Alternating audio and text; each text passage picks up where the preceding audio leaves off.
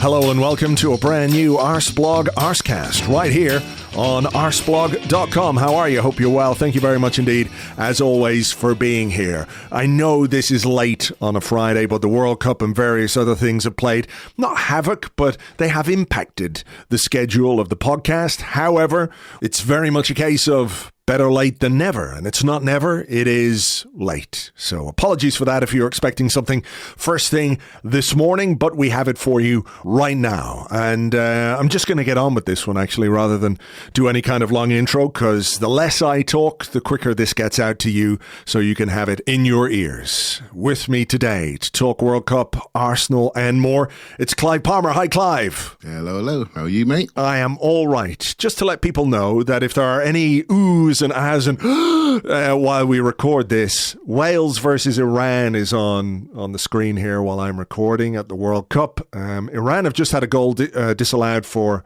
offside about 16 minutes into that game at the time of recording. So if there are any exclamations or funny noises, it's because it's not that I'm not paying attention to you, Clive. It's just that the football is on, you know? Well, I'm a professional, of course, and so I'm not watching the football. Right. I'll just watch it through your eyes. You will live vicariously through me. That's fair enough. Exactly. How are you finding this World Cup so far from a footballing perspective? It's a tough one, right? Because we're at the end of the Arsenal world, shall we say. It was all about how can we end the first phase of the season, which we did it really, really well. Yeah. And it's like, oh, breather. Great, we got there. Now let's have a look at the World Cup. It's all crept up on me a little bit, and I got to be honest with you, with all the things surrounding it, I sort of mentally been trying almost to ignore it. You know what I mean? And then it's suddenly here, and because we're football people, you sort of feel almost duty bound to start investing in it. But it didn't feel as natural to me on a personal level as it has from previous years, because it's just so different, right? And we get thrown a lot of stuff, don't we, around it. Everything around the football, apart from the football, you get thrown at various news channels, etc. So it's been a challenge. But then England walked out on the pitch, and obviously we have an interest with our own boy playing, and it feels a lot more normal now. And I'm already looking at my outfit for tonight to go out to watch England game. And I will not be coming back early. So, right. Yeah, it's all set. I'm not going to ask too many details about what kind of outfit you're going to wear tonight. Just a steady outfit. There's no Crusader outfit coming from me, put it that way. So it's a steady night out. Yeah, I mean, I think that's probably wise. You know, going to the Middle East wearing a Crusader outfit, not the greatest judgment call of all time, is it? Not smart. I mean, Bukayo Saka, just before we talk about him, excuse me, the thing you mentioned about the World Cup not feeling normal, and everyone knows there's a lot of discussion about that, and we've had that discussion, and I don't think we need to sort of have that discussion again and again and again, but the timing of it is clearly an issue, like when it's happening. And we've talked about it, and you guys have talked about it on Arsenal Vision, and you know, this sort of unnatural positioning of the World Cup in the middle of the season, I think is interesting because of all the various consequences it has on the players that are going, the players that are not going. Do you feel like that has been evident in some of the football that we've seen so far and some of the results that we have seen so far throughout this tournament, some of the performances that we've seen? I'm thinking kind of the Saudi Arabia-Argentina game in a way, because, you know, to go whatever that was, 114 minutes, I know there were some stoppages, but there was all this injury time. But the Saudi Arabian team, the ability to defend the way that they defended is perhaps linked to the fact that this is mid-season, if you like, that it's not coming at the end of a long, hard football season.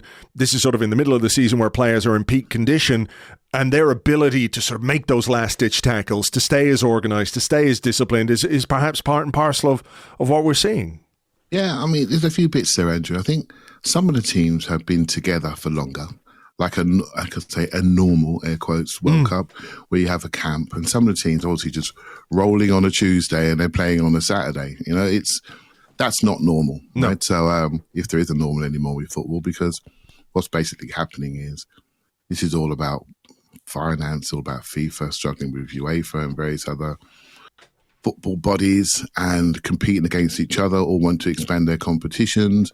And what we find is a group of people in the middle of that called football players that suffer for these decisions, right? And one of the sad things is seeing the players that have missed the tournament, literally just for a little injury, they missed the tournament of their lives, for a 2-3 weeker. Yeah, and it feels wrong to me.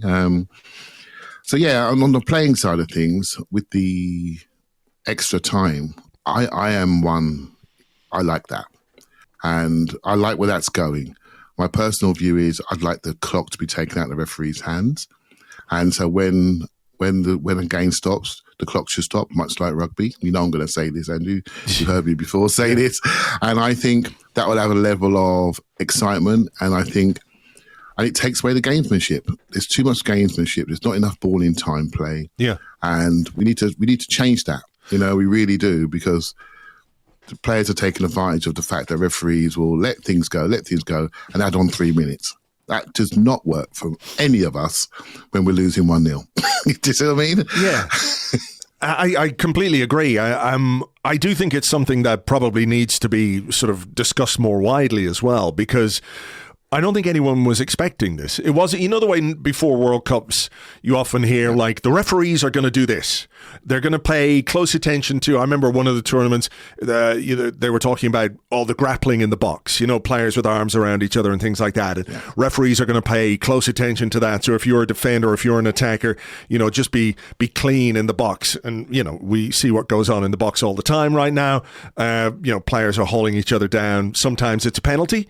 Sometimes it's not, even when it's perhaps more obvious. I'm not going to go to bat for Harry Maguire or anything like that, but how that one is not a penalty and another one is a penalty the next day is a little bit beyond me. But this timekeeping one I think is really interesting, because nobody was expecting it. Nobody considered the idea that at the end of, was it the England-Iran game, in the second half, there was 10 minutes of injury time, and you're like, well, hang on. I know there was lots of goals, etc., but we know why there's a long stoppage in the first half. We don't really understand why there's a long stoppage in the second half. My understanding of this is that this timekeeping element is not in the hands of the referee. It's not the referee making that decision. It's, the fourth official and what other, maybe it's coming from the VAR room or whatever. And they're stopping the clock a little bit, and they're saying, right, you should have X amount of injury time at the end of this game because there are that many goals, that many celebrations, all that kind of stuff.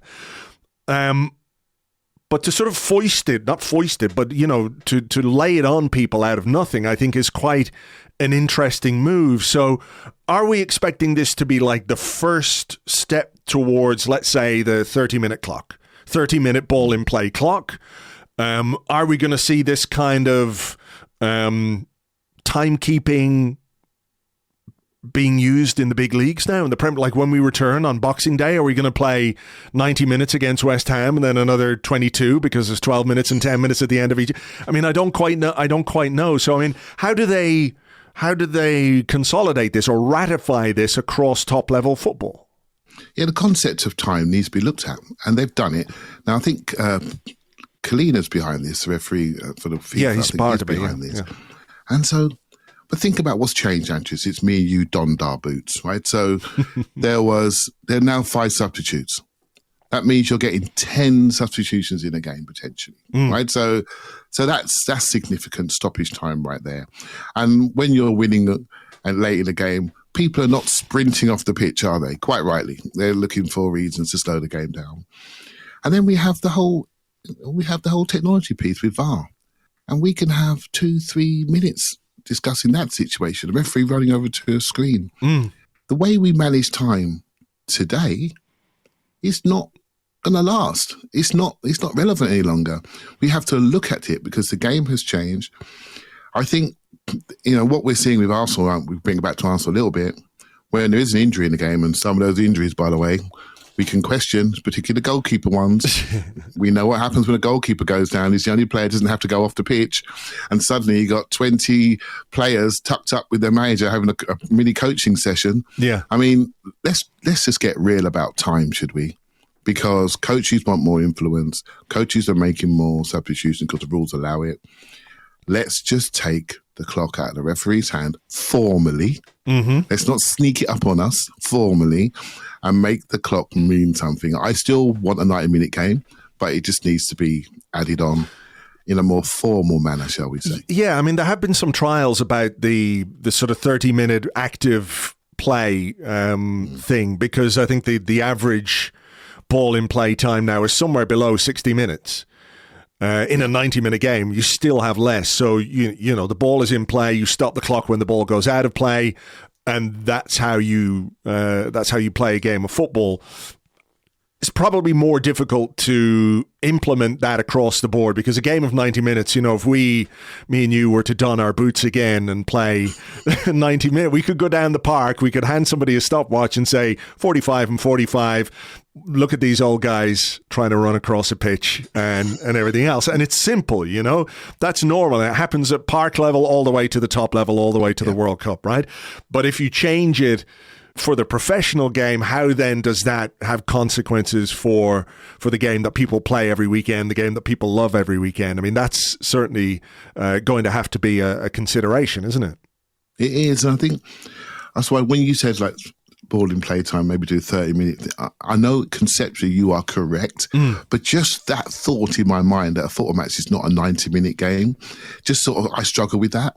I don't mind it being a 100-minute game, if that makes sense, but the 30 minutes sort of like, and I know what you're saying is you're getting the same product, right? But I like the idea of what they're doing. I just think the clock could be used as more as a something quite spectacular if you stop it, and then you can see the clock going to 90, and at 90 the very next stoppage means the game's over, you know, and I like that. I think that would bring a level of excitement, and also I'm just don't like seeing teams slow the game down. I mean, the game is, for me, one of the big differentiators in football for good teams and bad teams is the tempo by which they're allowed to play at. Yeah. And if you allow people to slow that tempo down, it levels the playing field too much for me.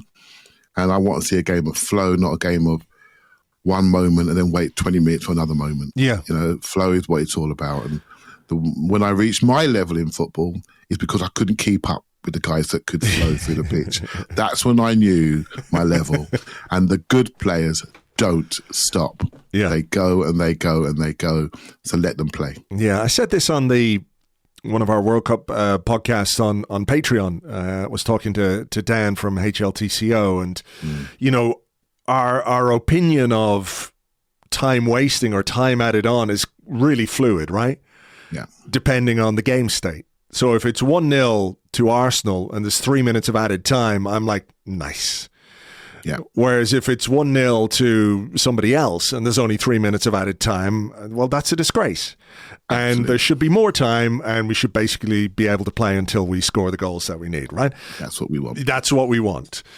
But do you think as well the potential for, let's say, almost over 100 minutes maybe, or 115 minutes per game, because that's obviously where we're heading. I think the average game time in this World Cup is 100 minutes or more because of the added time that's been put on. I mean, does that change the game and the way that managers and coaches have to think about it? And substitutions, we've had the discussion about 5 subs, whether that's a good thing or a bad thing, but maybe your injury time substitutions become even more important. How you react, let's say, in the 89th minute in a 0-0 game and you score a goal, do you celebrate for a couple of minutes and go, yeah, this is brilliant, when you know that time is going to be added on? Or do you just sort of like, do you go, oh, fuck, right, let's get back. So we want the least amount of added time possible. Exactly. All these various factors are quite interesting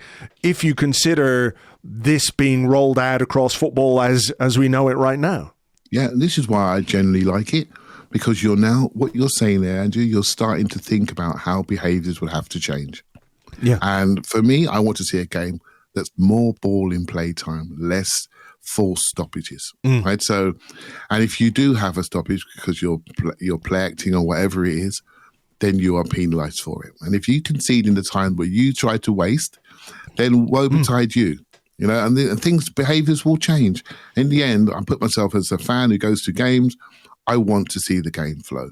They're the games I remember the most, not the games that we spend loads of times waiting for a guy to take a goal kick. Tim Krul comes to mind. And basically, we're not up for that. Although it is quite good fun in the stadium. Yeah, it is when it flips around, isn't it? Was it Chris Kirkland one year as well, I think, for Wigan. Yes. He was playing, and Thierry Henry gave him a bit. And what was really interesting about that, when you think about it now, is that I seem to remember Thierry Henry getting a bit of stick for giving Kirkland a bit of stick, because Kirkland was wasting time the whole game and Arsenal went ahead and everything else. And it was like, well, how dare this prancing prima donna have a go at the goalkeeper of the plucky underdogs. But if you're gonna play it one way, when it comes back on you, you've got to be able to, if you're gonna dish it out, you got to be able to take it a bit. Yeah, absolutely. As I say, I prefer game and flow. I went to my first live Arsenal women's game last week against Manchester United. Such an interesting experience, by the way. And I've watched loads of women's football on TV, and it was incredible, the speed and intensity. Andrew, it surprised me. It really did surprise me. And I've been around, mate, and I thought it was a superb game of football. And in the first half, it was a little bit more stop-start from Arsenal's perspective. But in second half, when Arsenal put the flow on and really put the pressure on, you could see the difference. And that really stood in me. And I thought, that's the football I like to watch. I like to watch that. And any rules that come along that protect the general movement of the game, that makes the game spectacular. Think back to the Liverpool game this year. Unbelievable game of football, just end-to-end action. We've got to encourage that, and we've got to discourage people who want to stop the game unfairly, and that's where I am. And I think that filtered down into the lower leagues, into non-league. If you know, you know. And what that will do, that'll make us produce different athletes, more aerobic athletes, maybe, and we have to, and that'll change the requirement. Although football really is a very anaerobic game, but it may really force the requirements to go that way. And at the very top level, I'm sure when you see footballers in the real world, you see what they look like. They are skeletal athletes, aren't they? Yeah. To be able to run and to move for as long as they do. So I think it's, as I say, I am fully behind it, and I just think it needs to be managed slightly differently. And translate down the leagues accordingly in the same way. Yeah, I did enjoy Takehiro Tomiyasu talking about how when he went down in injury time during the Japan-Germany game, he said, I'm paraphrasing here, but I saw a tweet where he talked about, he said, like the flow of the game, he wanted to interrupt the flow of the game. Yeah. He wasn't necessarily injured, although I believe he might not be available for the next game. So maybe there is an injury there a little bit. And Japan had used all their subs and everything else. But he talked about how he wanted to interrupt the flow of the game. And again, this goes back to our opinion on time wasting, where, if you're Japan and you're 2-1 up over Germany and you're in injury time and there's like 8 or 9 minutes of injury time and you're under the cosh a little bit, as much as you want to see the game flow, if you're a Japan fan, you want Tomiyasu to do exactly what he did, just to sort of interrupt it for 30 seconds, whatever it is, and Germany have to regroup and sort of refocus and all that kind of stuff. And I thought about, when he said that, I thought, they're being taught well, these players. Maybe it's the Japan coach, but my gut feeling is that this is the sort of thing that Mikel Arteta wants from his Arsenal team. You're spot on, right? So the flow is one aspect, but controlling momentums, and just the right word I'm looking for. Yeah. There's momentums in game that you want to stop, right? So everything that we do tactically is about stopping defensive transitions. So we can then, what do we want? We want to create waves of attack, and that creates in-game momentums. And if you're defending against that, you want to stop that, because I'm at my physical limit here, at my mental extremities to stop these guys running off my shoulders. And so if you get a chance to take a breather, you want to take that breather, right? But what I don't want to see is that taken out of the game. If they add that breather on, then fine, we'll get you later. Do you see what I mean? And And I do think that's really a key thing. And I know there's been a few articles about Arteta sort of having a brainstorming session with the rugby coach Eddie Jones, for example. And again, in rugby, there are many huddles, shall we say, Andrew, coaching opportunities that they take because the game allows it, like penalties, etc. Sure. And I do think that it maybe Arteta has taken that into this season and created the huddle, either post-goal or at any moment with a goalkeeper injury. And those huddles are coaching opportunities. And I do think, again, I'm up for all of these things that really give the coach an influence. I think coaching influence in football has not been big enough for the price they pay. You've heard me say it before, haven't you? Yeah. I think the substitutions numbers before the 5 weren't enough. And I don't think there's enough in-game opportunities to influence. Sure. So if there is one, add it on. Sure. Don't take away from the fan that's watching in the stadium. No, I always remember, was it Louis van Gaal when he was manager of Manchester United? And was Giggs perhaps one of his assistants? I can't remember. But anyway. Yeah, for a short period. So he was like on the sideline, running up and down, shouting and screaming and everything else. And Van Gaal, again, I'm paraphrasing here, but basically said, well, what's the point? They can't hear you.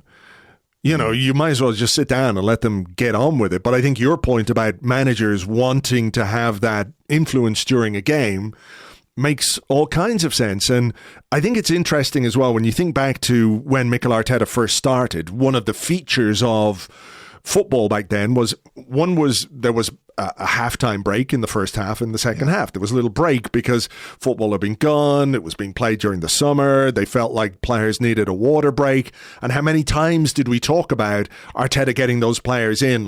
First half of the first half, that wasn't great. But Arsenal were actually a bit better in the second half of the first half because he had that opportunity to stop the game, or the game was stopped, and he used that opportunity to deal with his, to deal with the players and deal with tactics and all of those kinds of things. So it is interesting to think that might be an increasing aspect of the game and more hands-on for the coach, because there is a sort of helplessness, as a coach, when you're in the middle of a game. Like, there's very little you can actually do unless play stops. You can shout and scream from the sideline and all the rest of it. But when it comes to sort of tactical tweaks and those things, unless they're sort of predetermined and pre-organized and well rehearsed, you stick your hand up and you do whatever gesture and you change shape or whatever it is. For the most part, it is quite difficult to change things during a half of football. So, and I think it's something that would suit Arteta down to the ground. Oh, absolutely. Drinks break, Arsenal. Remember them? Yeah. There were other teams complaining about drinks break because Arteta was so successful, which was a preview to the fact that we may have had a decent coach at the time, that we were struggling with that thought. Yeah. But hey, we got there in the end, right? So, I think some coaches, well, actually a lot of coaches can really see the game clearly. And they would love an opportunity to change certain things. And by the way, some make mistakes. Right? You can see a game incorrectly and then have time and misread it and basically make a change that takes the game away from you. That's all part of it for me. It's all part of it. The way we, particularly at top level, the way we are managers 3 games away from getting sacked. They don't have an opportunity to, not say don't have an opportunity, but sure. I believe they deserve every opportunity to protect their jobs and roles and to make the day better for us. Sure. Right? When it comes down to it, we're fans. We want to see our manager make as much right decisions as possible and to have as much opportunity to do that. So we get the day and the evenings and the weekends that we like. Yeah, right? yeah. That's what we want. And we just happen to have a very tactically astute manager at the moment. And I'm all for giving him coaching time. Let's talk a few Arsenal players who've been at the tournament, and I know that Bukayo Saka will be in an action tonight when England play USA. The Matt Turner versus Bukayo Saka derby, as it's known around the world. Pleasing for him to make his mark at the tournament so quickly. 2 goals in the first game against Iran, 2 extremely good goals as well. Whatever you might say about the caliber of the opposition or the quality of the defending or anything like that, this is doing it on the biggest international stage that there is. And if people thought there might be some kind of hangover from him with regards to what happened at the Euros, he's put that to bed completely and, really quickly. I don't think we as Arsenal fans had any worries about that because we saw how he responded. We saw how he came back and we saw how much responsibility he took last season for Arsenal. After all that, but he really is not announcing himself, but really consolidating his position as one of the top young players in European football. Without a doubt. And the way Southgate sees him has always interested me, actually. When he first picked him, many fans outside of Arsenal were a bit surprised. Maybe even some Arsenal fans were a bit surprised. But when Southgate picked him, I remember one thing he said was, I wish I'd have picked him sooner. I thought, whoa, that's a bit strong. Obviously, he's seen him in training. He was impressed with him. But I think he was impressed with him as an individual. And there's not many people who doesn't like Bukayo Saka as an individual and what he brought to the squad. And Southgate being a big culture guy and a club guy, Club England, shall we say. I think he's done really well in that regard with Saka. I think I did get a little clip. Saka sort of said that at the start of the season, the World Cup was on his mind. I thought that was an interesting admission, because there was a period at the start of our season we were wondering about him, But what I think he has discovered during this season is a level of gears. I think he understands his moment in the game where he needs to deliver, and he delivers in that moment. And he understands how to play a 6 out of 10 game and play within the structure, if that makes sense. So when we've got the goals, he can still do his job until he doesn't need to do his job no more, he can get replaced. I think he's shown a level of maturity in his game that's gone way beyond what I expected at this stage in his career. When you're a young kid, you could just come in, you run around. But he's still a young kid, and he's saying, don't worry, lads, I've got this when he needs to. And then when he needs to just be a supportive player, he can be that as well. When he needs to be positional, hold his shape, which he always does anyway, he can do that. And defensive discipline is top, right? So I think he's wonderful. And I've learned so much from watching him play that position the way he has. If you think about Andrew, when he first came into the team, we all knew he could play a number of positions. And when he first went onto the right, we thought, yeah, that's okay. I think it might have been Wolves away. I think he might have done it one of the first early times. But now he's just got that position down, isn't he? Do you think that's his fixed position now? Do you think that's where he is going to stay? Because I know we've spoken about it, whether it's on the podcast or whether it's just sort of offline on WhatsApp or whatever, about his ability to play. We've seen him play left back. We've seen him play left wing back. We've seen him play left wing. I think he could probably play as a sort of left 8. I think he's that good. He could definitely do it. But is that just sort of pie in the sky when he is as good as he is on that right-hand side? Is there any point in changing him, maybe as he matures? I don't know. But do you think this sort of attacking right position is where he is going to play the majority of his football? I think for now, yes. And the reason why we have this discussion about his versatility is he has a couple of core base skills.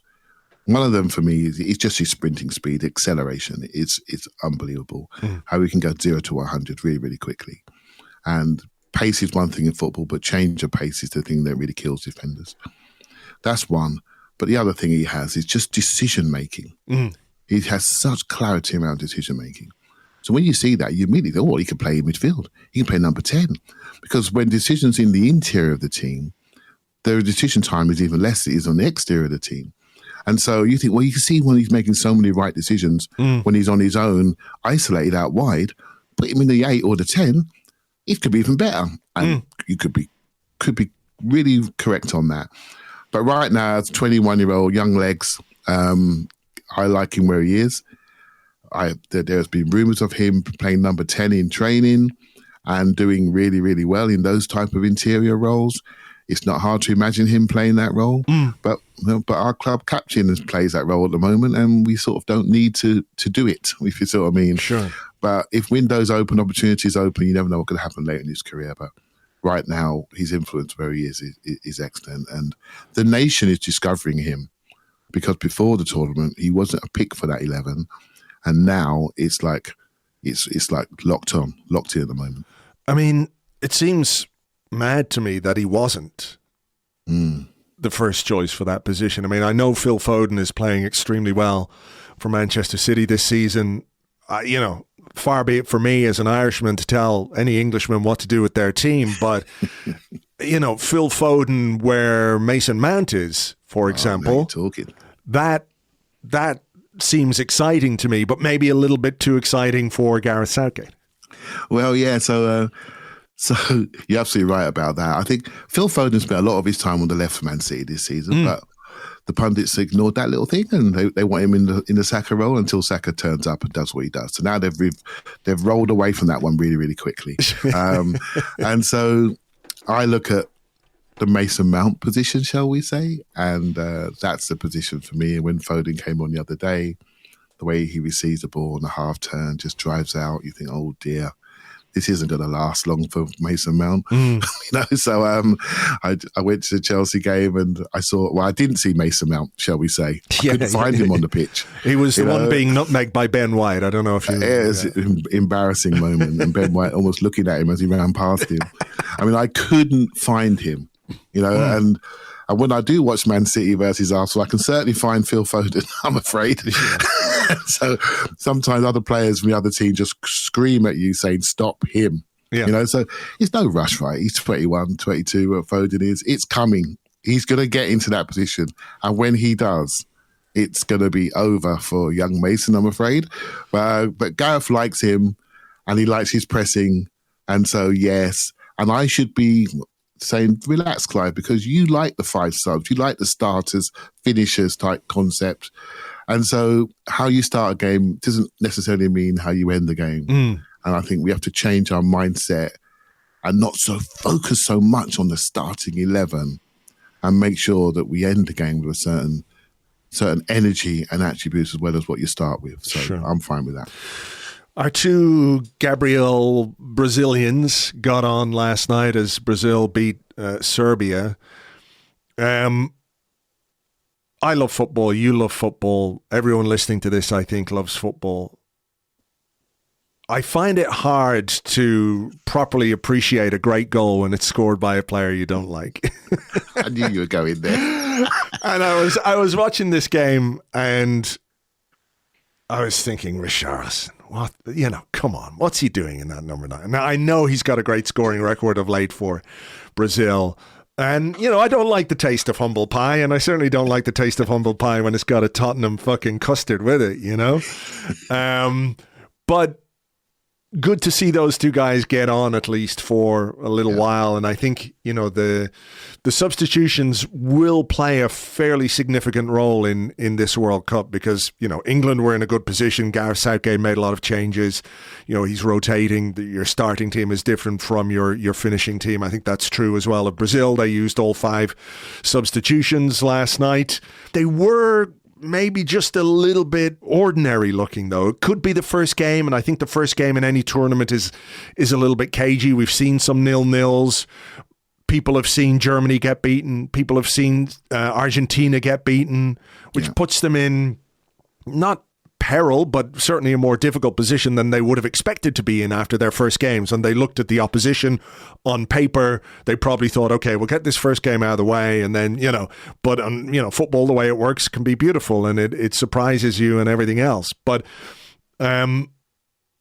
what did you make of Brazil? I don't know how much of the game that you saw. What did you make of them? And what did you make of the input from our guys? And, maybe going forward, you often see a player who starts a tournament on the bench and gets a chance and comes in and ends it as the main man. I'm kind of hoping that happens for one of our Gabriels at least. Yeah, exactly. So back in the day, Brazil, say 1982 when Brazil landed, we didn't know any of the team.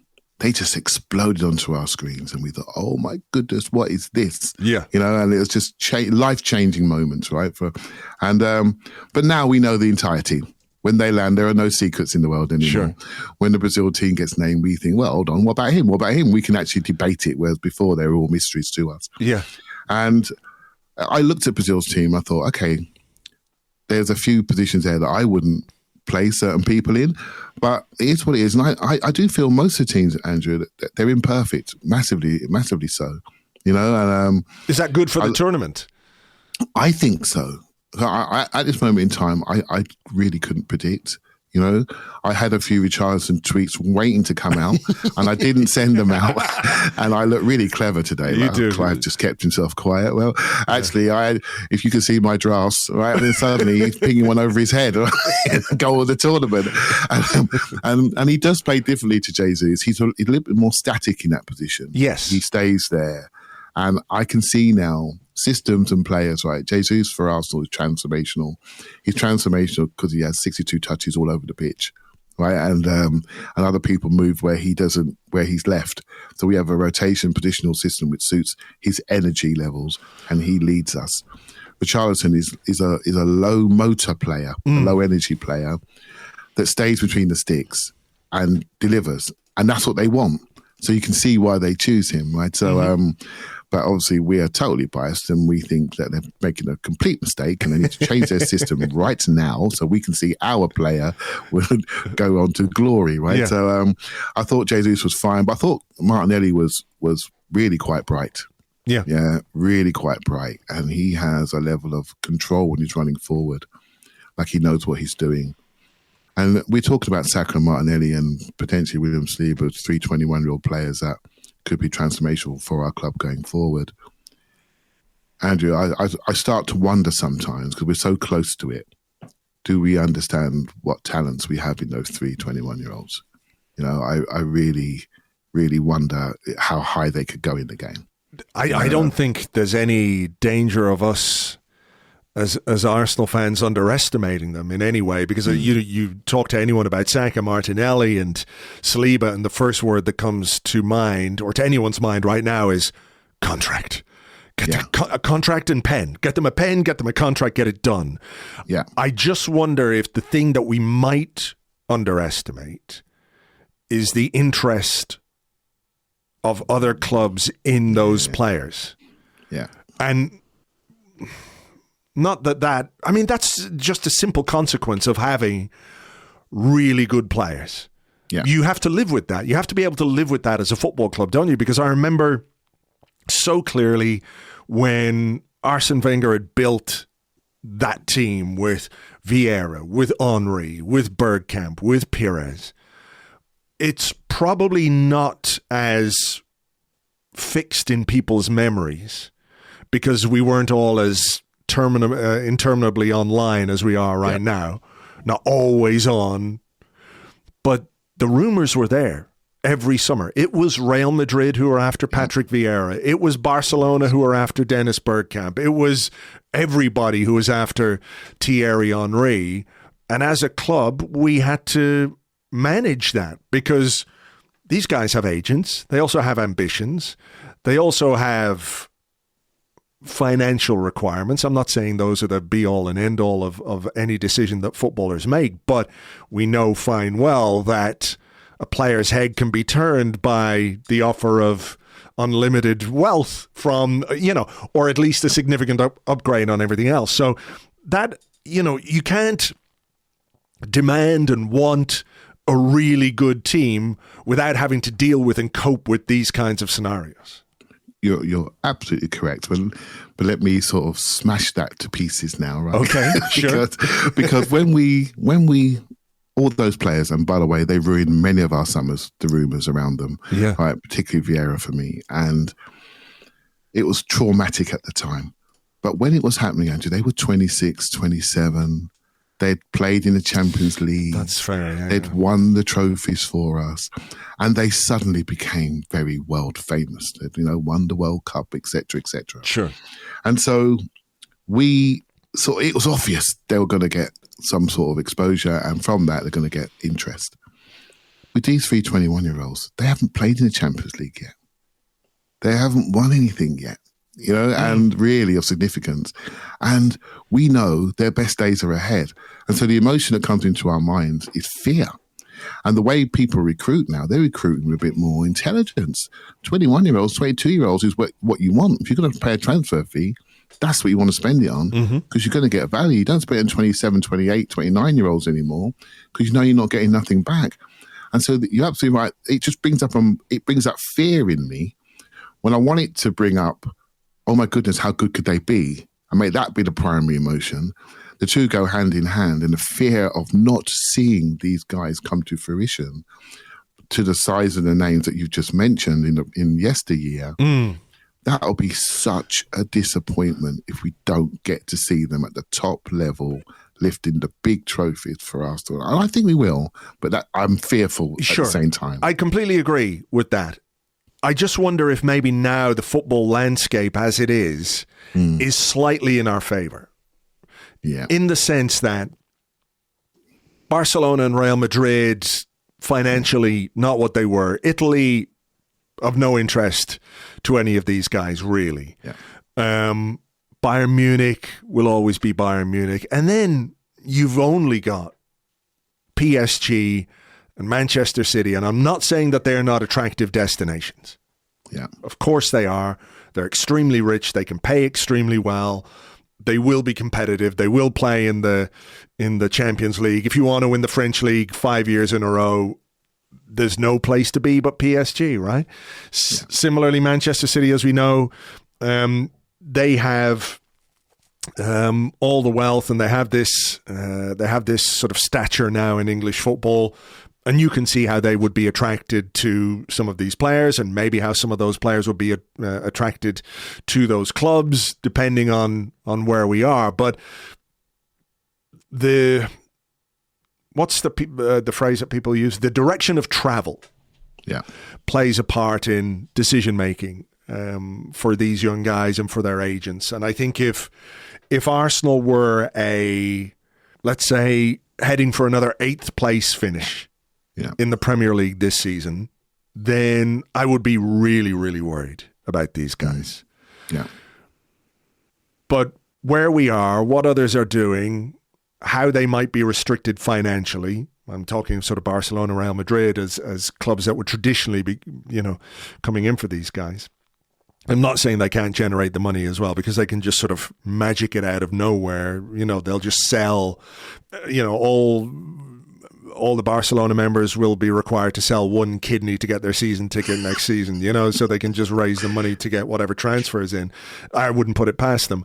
But, I do think that our direction of travel is such that it gives us the best possible chance of keeping these guys for as long as possible.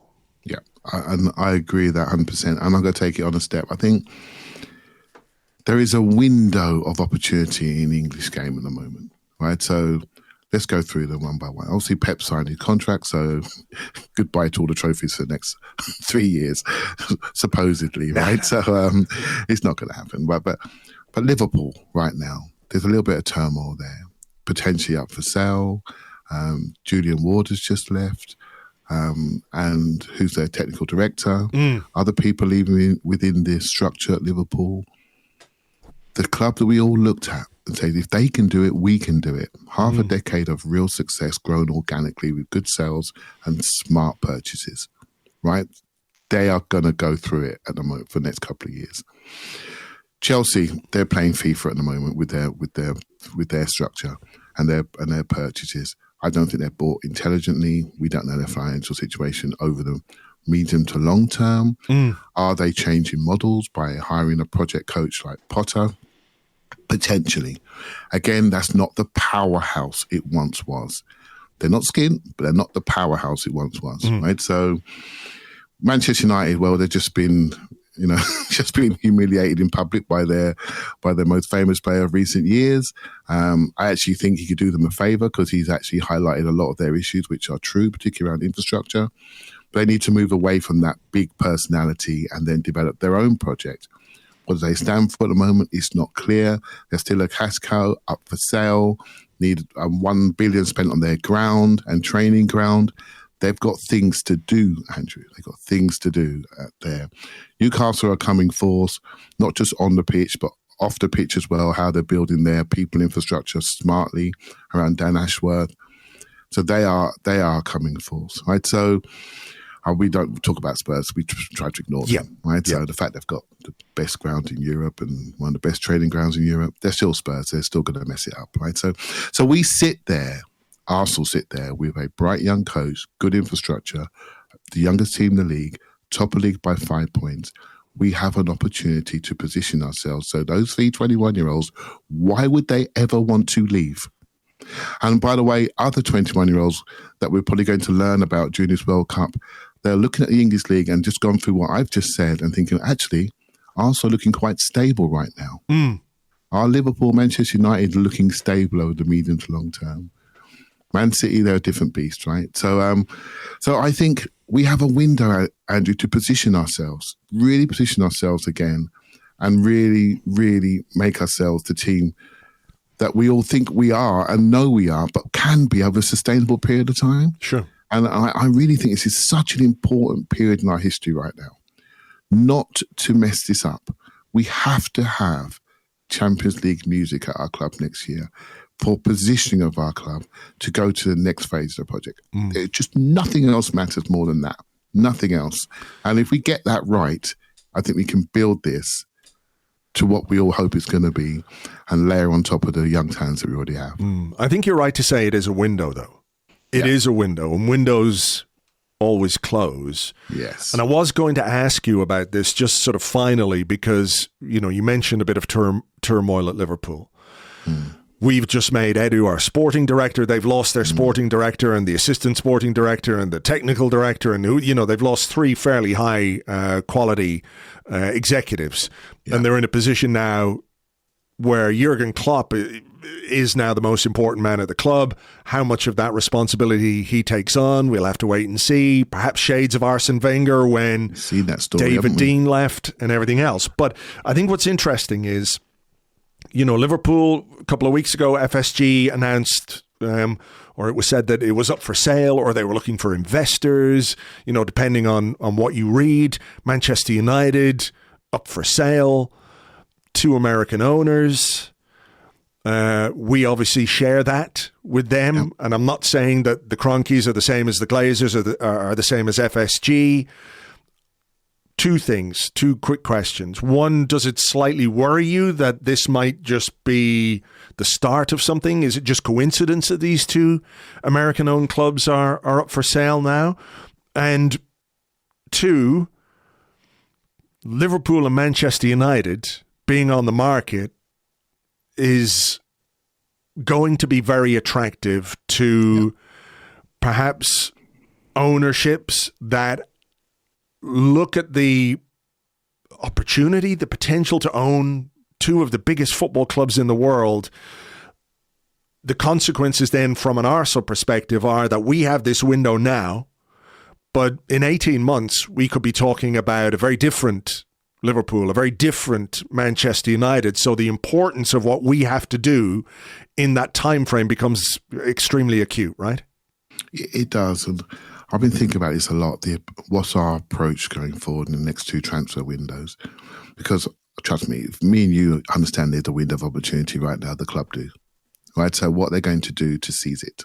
Right? So the one good thing we have on our side, that any sort of potential sale of a club of Manchester United, Liverpool size will take 18 months to 2 years to fully go through. And then also you can build your plans from there on after. In these type of scenarios, people position themselves with contracts to make sure they can get their contracts because they know the club's going to go through a period of instability. And so motivations change. We've seen this story, Andrew, at Arsenal, haven't we? We've seen when people become overburdened, and we've seen what that actually does to output success and how you approach things from a common goal perspective. Yeah. So if I'm Arsenal now, and I trust me, I do lots of stuff around scouting and transfers, as you know. And you mentioned the name Dennis Bergkamp a little while ago. And when Bergkamp came in, I felt he was a transformational signing for our club and how we were perceived and how we perceived the club ourselves. It sort of told us something. And I know times have changed and there's not a transfer target we don't know something about. Are we going to continue with this project with 22-year-olds, or are we going to do something a bit more seismic to really grab the window that's there? I'm generally not sure. I think it's a debate.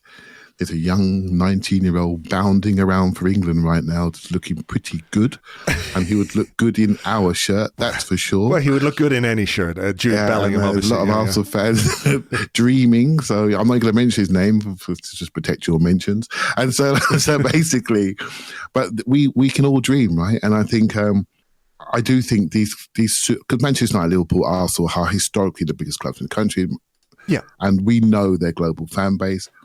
Those two teams, if they do wake up, it's going to be different for everybody. But is some of this a reaction to the way Man City have run? They are not just very, very wealthy. They are run very, very well. And they are forcing people to look at themselves and look at how much they can invest in their clubs going forward. And looking, is this the right time to top out? Is this the right time, post-Super League, the global TV deal where it is positioned? Is this the right time at this period to say, I'm going to take my money or I'm going to take investment and give it to somebody else who's got more money than me with more energy to do the things that, particularly in Man United's case, that need to be done infrastructure-wise? I think it's a very good point you raise.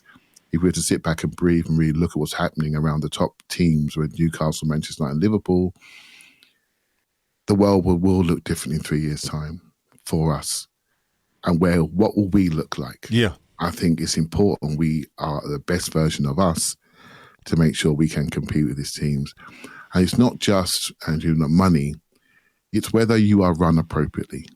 And the reason why I think Liverpool is suddenly a little bit unstable is because they've lost key people. If you can keep your key people and layer them, I think Edu's promotion, air quotes, is really interesting because I think it leaves room for one more person to come into that executive team. And I think that could be something to watch for. And it's pure guesswork. But if you listen to people, it's not such guesswork. I think there's room to layer our executive team, add more quality, maybe with a European angle from the transfer side of things, or maybe something data related. I don't know. I'm just speculating. But that's what I see. And so, yeah, let's see what happens. But position ourselves is the key thing for Arsenal in the next year. Very much so. All right. Well, look, it'll all play out, and hopefully it plays out as well as we all want, with contracts and signings and transfer windows and all the rest. We leave it there, though, Clive. Enjoy the game tonight in whatever outfit you decide on. Oh, thank you. I'm now changed my mind. Thanks, mate. Take care.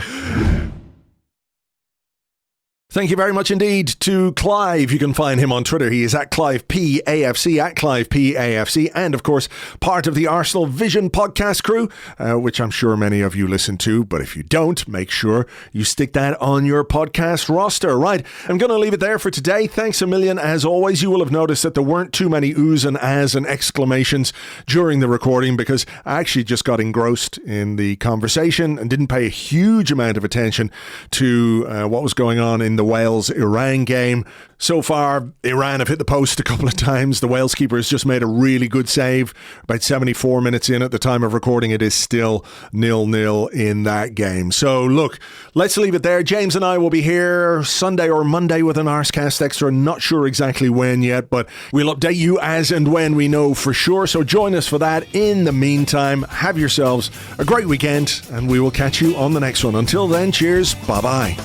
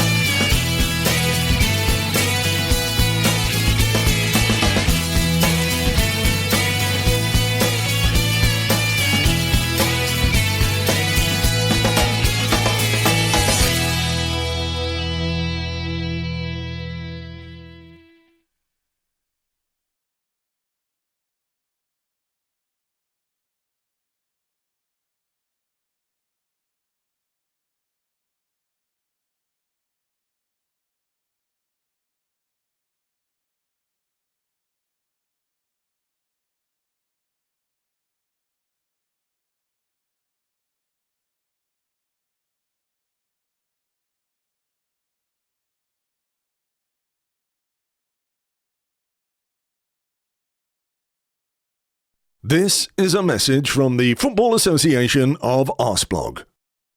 It had been our intention to finish this podcast with a satirical, scathing skit. It was made clear to us from the podcasting authorities that we might be subject to a mild sporting sanction if we did so. Therefore, it is with regret that we announce that scathing, satirical skit cannot be aired. Instead, we will play the unedited version of Gianni Infantino's speech from last week. Today, I feel like a bus driver. Today, I feel like an octopus called Daniel. Today, I feel like a pair of spectacles that sit unevenly on the broken nose of a former boxer. Today, I feel like chicken tonight. Like chicken tonight, like chicken tonight. Honestly, I really would like some chicken.